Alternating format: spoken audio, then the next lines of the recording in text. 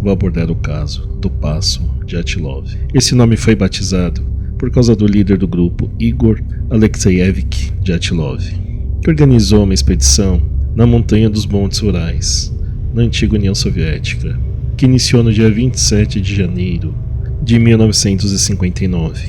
O grupo era formado por 8 homens e 2 mulheres, entre 20 a 38 anos, experientes com escaladas e montanhas, portanto não tinha ninguém no grupo que não soubesse onde estava indo. Viajaram de trem até a cidade de Ivdel. No dia 31 de janeiro, chegaram à beira de um morro para realizar a escalada. Acamparam por ali e no dia seguinte, no dia 1º de fevereiro, desceram com destino até Otorten, que ficaria muito mais à frente de onde estavam, devido ao clima com tempestades de neve. E dificultando tanto a escalada como a visibilidade, foram para outro caminho em Kolat. Sem saber onde estavam e supondo que aquele caminho não seria para onde deveriam ir, pararam por ali mesmo e montaram suas barracas, aguardando o tempo melhorar para seguir viagem, o que de fato isso não aconteceu. Dyatlov combinou com o setor de mandar uma mensagem telegráfica para o centro esportivo até dia 12 de fevereiro, informando a chegada da equipe. Como essas expedições poderiam ter problemas climáticos e até um acidente podendo atrasar a chegada em seu destino, o grupo aguardou até o dia 20 de fevereiro, tomando a consciência que de fato já estava além do programado devido à pressão dos familiares, pedindo explicações de ainda não terem nenhuma informação da equipe. Uma equipe de estudantes e voluntários se prontificaram de ir até o local, juntamente de uma equipe da polícia e o exército. Foram até a montanha com helicópteros e aviões na busca de alguma informação da expedição.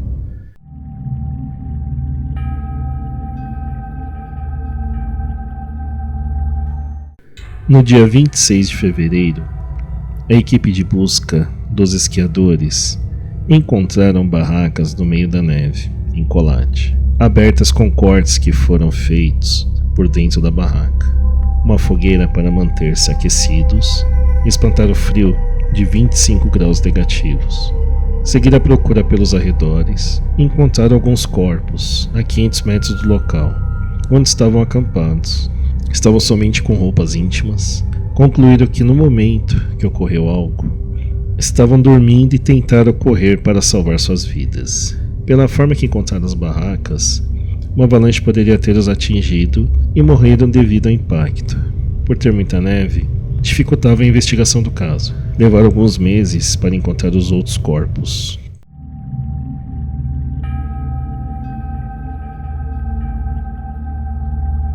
Foram levados até um médico legista. Os primeiros 5 corpos não apresentavam sinais de violência, determinando que a morte foi por hipotermia, mas as causas que levaram a sair da barraca à noite e correr ainda é um mistério para a equipe que investiga o caso. Depois de alguns meses, a neve derreteu, facilitando as buscas pelos outros corpos. Conforme foram encontrando mais corpos, cada um apresentava sinais de mortes fatais, com cortes profundos, crânio esmagado, costelas e tórax fraturados. Para tal ato, é necessária uma força muito alta, que pudesse comprimir o corpo para tal fratura. Uma das moças foi encontrada sem a língua, sem uma explicação de como poderia ter acontecido. Concluíram que animais poderiam ter arrancado depois da morte, e também foi constatado que na área havia testes militares, mas nada que pudesse levar os esquiadores a óbito. O caso foi ficando cada vez mais complicado de entender. Conforme as investigações tentavam encontrar o motivo que levaram os outros correrem para longe do acampamento,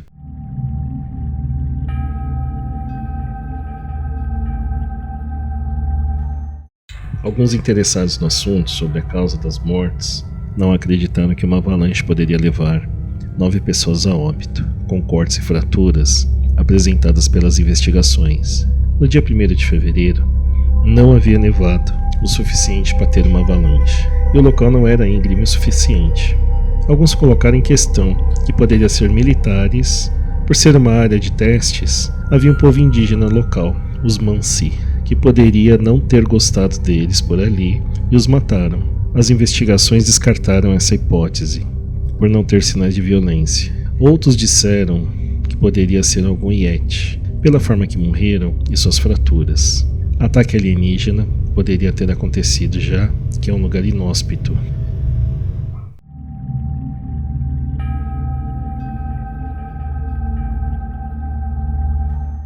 Maio de 1959. O caso foi encerrado devido à falta de provas e não haver nenhuma testemunha ocular.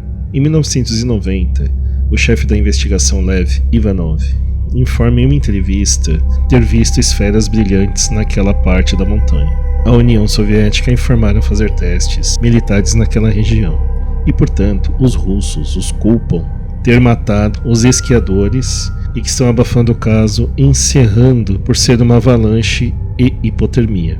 Se realmente for uma avalanche, não teria a menor possibilidade de encontrar os corpos a 500 metros do local com as fraturas e os cortes profundos.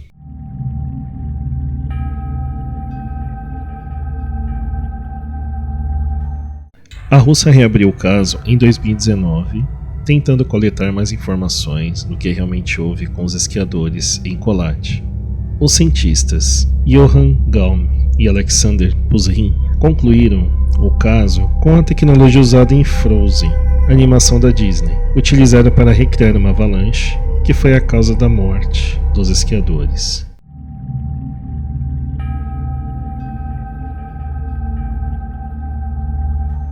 Familiares das vítimas informaram na época que as mortes poderiam ter relação com os militares, e a forma que encontraram os corpos com fraturas e cortes profundos poderiam ser para não desconfiarem dos testes realizados. Além desse detalhe, um dos familiares diz que a resposta era: "Vocês nunca saberão o que aconteceu realmente lá, então parem de fazer perguntas." Um dos estudantes que participou da busca relata que encontrou algo muito estranho.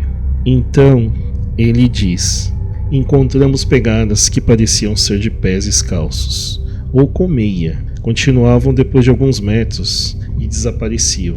A irmã de Igor Dyatlov, em seu velório, pôde perceber que seus cabelos estavam cinzas. Uma das moças que pertence ao grupo indígena Mansi, que vive nos Montes Urais, presenciou um objeto voador no local, onde estava a equipe de esquiadores.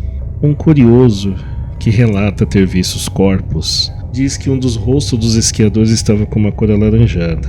O próprio ex-presidente Boris Yeltsin acreditava que algo desconhecido aconteceu no momento que os esquiadores estavam lá. Um investigador particular obteve acesso aos documentos de Lev Ivanov após sua morte. Neles revelam que os agentes da KGB, agência de inteligência soviética, participaram dos exames e estavam preparados para evitar um contágio da radiação, e ao redor de onde os esquiadores estavam na montanha, encontraram alguns animais mortos.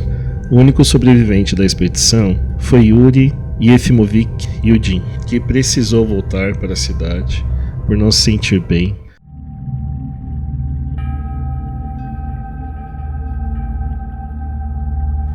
Os russos não acreditam que novas investigações tragam mais informações, além da própria conclusão que as mortes foram por uma avalanche e hipotermia.